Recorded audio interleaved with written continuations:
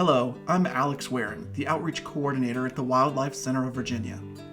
In this video, we'll be sharing some information on Buddy the Bald Eagle, what an average day in his life looks like, how we use training sessions to shape his behavior, and how that plays into his role as an education ambassador. This video was created in April of 2021, the month that Buddy is celebrating his 13th hatch day. With that in mind, let's talk about his history and why he came to the center. Buddy hatched as a wild eagle on April 27, 2008 at a nest at the Norfolk Botanical Garden. Thousands of individuals around the world followed his life through EagleCam, a web-based camera, and soon noticed a lump developing on the side of his beak. In May 2008, he was taken from his nest and admitted as a patient at the Wildlife Center. Lab tests quickly revealed that the lesion on his beak was the result of avian pox.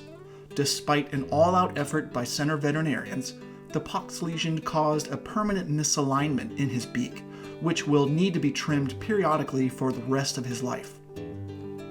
In August 2009, he was declared non-releasable. In April 2010, he was officially named Buddy. Buddy is one of the center's most famous education ambassadors, and he travels to programs and events all around the state, in addition to participating and being featured in numerous online and virtual programs throughout the year.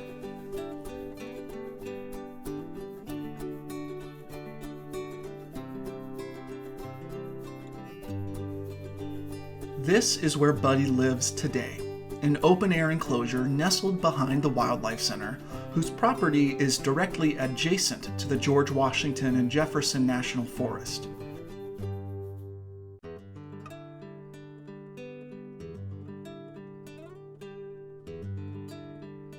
While we're not usually open to the public, these benches offer scheduled tour groups a good place to sit and watch Buddy at the end of their visits.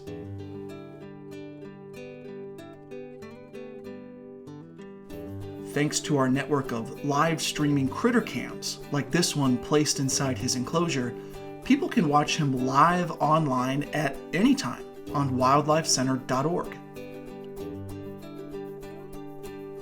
Daily meal deliveries are the perfect time to reinforce certain behaviors that we ask of all our education ambassadors. For raptors, that includes interacting with their handlers, being able to travel in crates, and sit calmly on handling gloves during programs and presentations. To the left of Buddy in this clip, you might be able to make out the sliding door to his vestibule, a small, separate enclosed area where we practice these behaviors.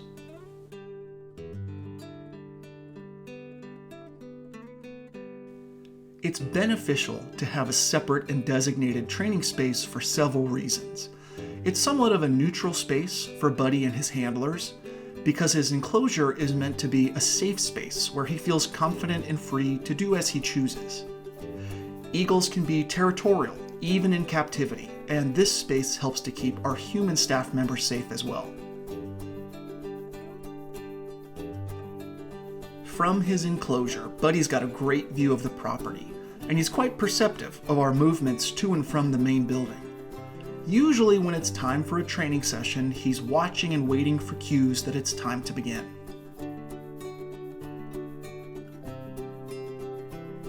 After preparing his crate for training exercises, which you'll see in a moment, Buddy is asked to shift into his vestibule.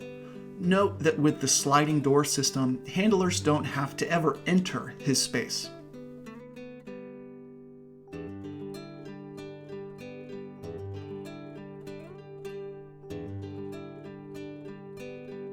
Once Buddy's shifted on his own into the vestibule, the next action we request of him is to willingly step inside this customized crate. Practicing this behavior is essential for traveling to off-site programs, but it also creates another layer of safety for human staff members. Once Buddy moves into his crate, we can reinforce this behavior by offering small bits of food, usually chopped mice, fish, or rat, through a window on the side. As you can see, it's not always guaranteed that he wants to participate, and that's okay.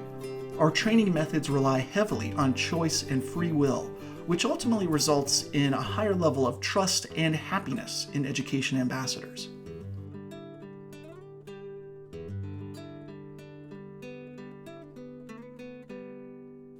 If he's not interested in participating, it's usually best for us to wait and try again in 5 or 10 minutes. Again, daily training sessions are ultimately up to him.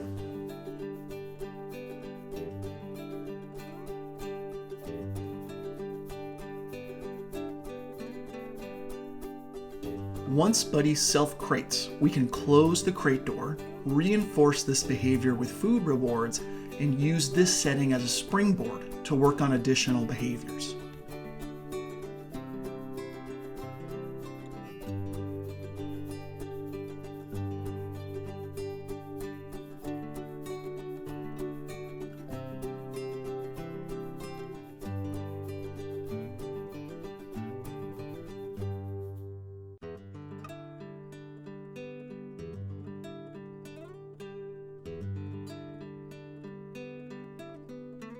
Sitting calmly on a handling glove is a crucial skill for ambassadors. Not only is this how they'll be participating in educational presentations in front of audiences, it makes keeping an eye on their physical health much easier. Education Raptors have occasional extended visits with the center veterinarians when it's time for annual medical exams or coping procedures, that's the trimming of their beaks and talons, but every time a bird is on the glove, is a chance for outreach staff members to evaluate their well-being. Are their foot pads clean and healthy? Are their eyes and mouths clear and bright? Do their feathers look intact, clean, and in good condition? Handling sessions allow us to keep a close eye on them. Preventative care is vital for ambassadors.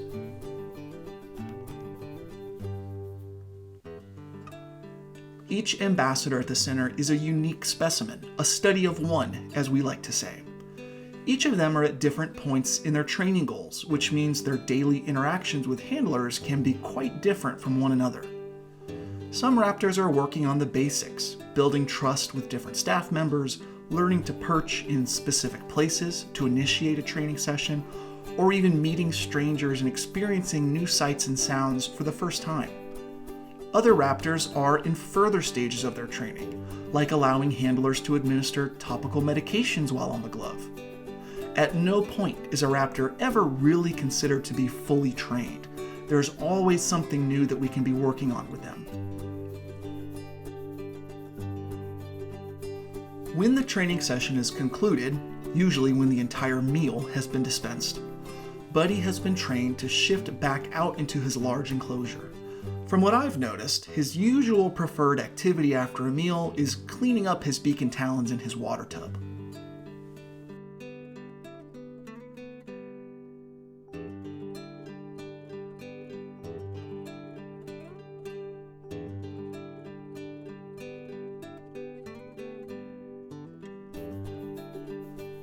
Not every day is the same in terms of Buddy's training schedule. A break in the routine can be just as rewarding for ambassadors as it is for their trainers, and there are a few different ways we can mix it up. Some days we'll offer Buddy whole food items, meaning not chopped like they would be for training sessions. Shredding and tearing food with their beaks and talons helps to emulate some of their wild behaviors, and it provides them with an opportunity to eat when and where they like. Other days we'll deliver special enrichment items. A tissue box stuffed with crumpled newspapers, a daisy chain made of construction paper, or even chew toys for dogs are all things that help keep our ambassadors stimulated and mentally engaged, an important aspect of life for any animal in captivity.